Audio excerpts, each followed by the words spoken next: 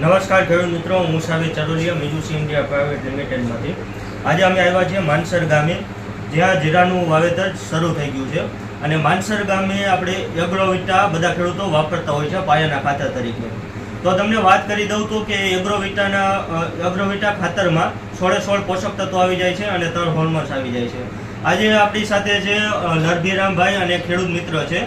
તો માનસર ગામે નરભીરામભાઈ એગ્રોવિટા ખાતરનો પ્રયોગ કરેલો છે અને તે પોતે જ વિકાસશીલ અને પ્રગતિશીલ ખેડૂત છે.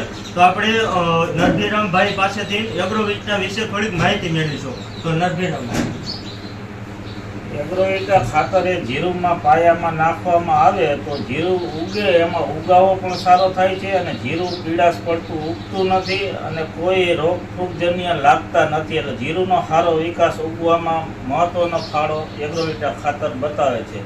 અને આગળ જતાં પણ હુકારાનો પ્રશ્ન આવતો હોય ને તે પણ ઘટી જાય છે. હુકારો બનતા સુધી આવતો જ નથી અને એ રીતે પાયામાં જો સૂક્ષ્મ તત્વો બધા મળી રહે એટલે જીરુનો ભરપૂર માત્રામાં આપણો ઉગાવો થાય અને ફુકારા સામે રક્ષણ મળે.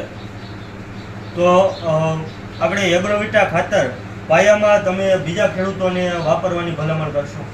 હા, ગામમાં અત્યારે ઘણી જગ્યાએ એગ્રોવિટા ખાતર પ્રગતિશીલ ખેડૂત છે એ બધાય લઈને જ જાય છે પાયામાં નાખવા માટે. કરશું. તો ખૂબ ખૂબ આભાર નરભીરામભાઈ. તો બસ ખેડૂત મિત્રો, આજના વિડીયોમાં આટલું જ. હવે મળીશું એક નવા વિડીયો સાથે. જય હિન્દ, જય જવાન, જય કિસાન.